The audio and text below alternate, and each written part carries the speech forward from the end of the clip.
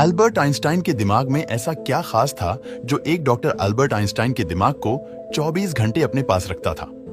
और क्यों खास था अल्बर्ट आइंस्टाइन का दिमाग? आइए देखते हैं इस वीडियो में। 18 अप्रैल साल 1955 में महान वैज्ञानिक अल्बर्ट आइंस्टाइन अपना दम तोड़ देते हैं। अल्बर्ट आइंस्टाइन ये बात भली भांति जानते थे कि उनका दिमाग इस सदी का सबसे जीनियस दिमाग है। आइंस्टाइन नहीं चाहते थे कि उनके मरने के बाद उनके शरीर पर कोई भी वैज्ञानिक शोध करे। इस वजह से अल्बर्ट आइंस्टाइन ने पहले से ही ये इंस्ट्रक्शंस दे रखे थे कि उनके मरने के बाद उनके शरीर के साथ कोई भी छेड़खानी किए बगैर उनका विधिवत अंतिम संस्कार किया जाए। लेकिन जिस बात का अल्बर्ट आइंस्टाइन को डर था वही हुआ आइंस्टाइन के देहांत के बाद।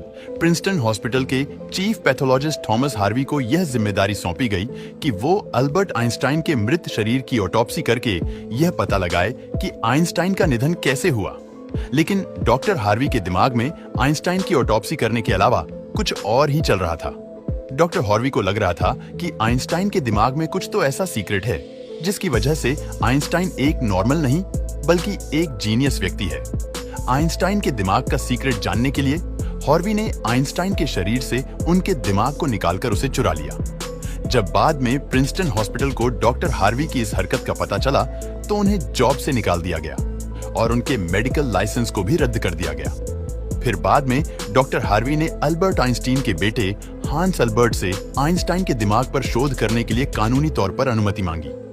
डॉक्टर हार्वी अल्बर्ट आइंस्टाइन के ब्रेन को हमेशा अपने साथ रखते थे। डॉक्टर हार्वी ने अल्बर्ट आइंस्टाइन के ब्रेन के बहुत सारे फोटोग्राफ्स लिए। उन्होंने आइंस्टाइन के ब्रेन के 240 टुकड़े करके उन्हें अलग अलग जार में प्रिजर्व किया। साल दर साल गुजरते जा रहे थे। डॉक्टर हार्वे को आइंस्टाइन के ब्रेन के बारे में कुछ समझ ही नहीं आ रहा था। फिर उन्होंने डिसाइड किया कि वो आइंस्टाइन के ब्रेन के अलग अलग हिस्सों को दुनिया के जाने माने न्यूरोपैथोलॉजिस्ट को भेजेंगे और उन्होंने ऐसा ही किया। और 30 सालों के बाद पहली बार साल 1985 में आइंस्टाइन के दिमाग पर कोई स्टडी पब्लिश की गई रिसर्च में पता चला कि आइंस्टाइन के दिमाग का एक हिस्सा जिसे कॉर्पस कैलोसम बोला जाता है वो आम इंसानों के दिमाग से ज्यादा बड़ा था।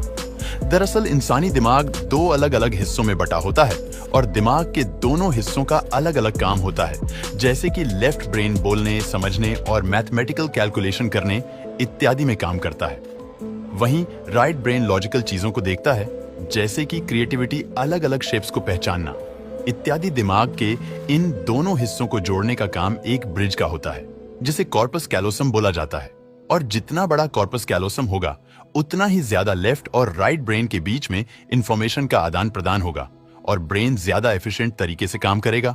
अल्बर्ट आइंस्टाइन का कॉर्पस कैलोसम बड़ा होने की वजह से आइंस्टाइन एक ही समय में कठिन से कठिन प्रॉब्लम और परिस्थितियों को इमेजिन कर सकते थे। जब अल्बर्ट आइंस्टाइन के ब्रेन का वजन किया गया तो उसका वजन 1230 ग्राम था, जबकि आम इंसानों के ब्रेन का वजन 1400 ग्राम होता है। खोजकर्ता मानते हैं कि आइंस्टाइन के ब्रेन की लाइनिंग बहुत पतली थी, जिस वजह से इनमें ज्यादा न्यूरॉन्स फ्लो कर पाते थे, जिससे इनके सोचने समझने की क्षमता आम इंसानों से ज्यादा थी। इसी वजह से अल्बर्ट आइंस्टाइन गणित की कठिन से कठिन प्रॉब्लम्स को बिना पेन और पेपर की मदद के अपने दिमाग में ही सॉल्व कर लेते थे। लेकिन यहाँ पर सबसे बड़ा सवाल ये आता है कि क्या अल्बर्ट आइंस्टाइन का दिमाग बाद में इस तरह से डेवलप हुआ या वो जन्म से ही इस तरह का दिमाग लेकर पैदा हुए थे? अगर अल्बर्ट आइंस्टाइन के बचपन की बात करें तो बचपन में आइंस्टाइन एक जीनियस नहीं बल्कि एक मंद बुद्धि बालक थे। जब आइंस्टाइन का जन्म हुआ था तो डॉक्टर्स ने यह नोटिस किया कि अल्बर्ट आइंस्टाइन के दिमाग का साइज अन्य बच्चों के मुकाबले बड़ा था और अपने जन्म के लगभग 4 सालों तक अल्बर्ट आइंस्टाइन बोल भी नहीं पाते थे। वहीं नॉर्मली बच्चे 1 से 2 सालों में बोलना सीख लेते हैं। इस बात को लेकर आइंस्टाइन के माता पिता बहुत ही ज्यादा चिंतित रहते। लेकिन एक दिन चमत्कार हो गया। जब आइंस्टाइन अपने माता पिता के साथ खाना खा रहे थे तो उनके मुंह से पहली बार एक शब्द निकला कि सूप बहुत गर्म है।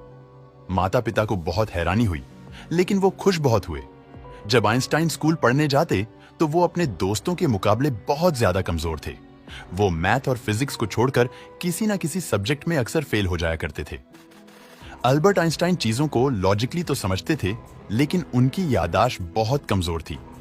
जब आइंस्टीन 12 साल के थे तब उनकी फेन मिली टीचर अपनी ज्योमेट्री की किताब आइंस्टीन के पास भूल गई और आइंस्टीन ने एक ही दिन में उस किताब को पढ़कर अपने ज्योमेट्री के सारे कॉन्सेप्ट क्लियर कर लिए और सिर्फ 14 साल की उम्र में उन्होंने मैथ और साइंस में इतनी पकड़ बना ली थी कि जब भी वो क्लास में कोई सवाल पूछने के लिए अपना हाथ खड़ा कर दे तो अच्छे अच्छे प्रोफेसर्स घबराने लगते थे, क्योंकि आइंस्टाइन के सवाल टीचर्स के ऊपर से निकल जाते। एल्बर्ट आइंस्टाइन का ब्रेन एक जीनियस ब्रेन था। 26 साल की उम्र में एल्बर्ट आइंस्टाइन ने अपने 4 रिसर्च पेपर्स को पब्लिश किया, जिनमें उन्होंने ब्रह्मांड को समझने का एक नजरिया दिया। एल्बर्ट आइंस्टाइन ने ब्रह्मांड के नियमों को एक छोटी सी समीकरण में बांधने का अपना एक लक्ष्य बना लिया और उन्होंने एक फेमस समीकरण दुनिया के सामने प्रस्तुत किए। पर बाद में एल्बर्ट आइंस्टाइन को बहुत दुख हुआ कि उन्होंने इस समीकरण को दिया, क्योंकि इसी समीकरण के आधार पर बाद में परमाणु बम को बनाया गया।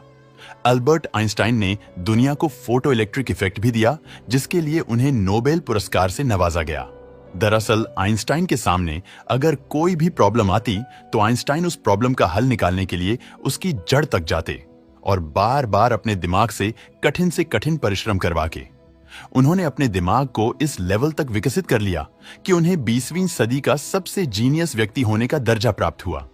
एल्बर्ट आइंस्टाइन का जीनियस दिमाग आज भी अमेरिका के दी मटर म्यूजियम में प्रिजर्व करके रखा गया है।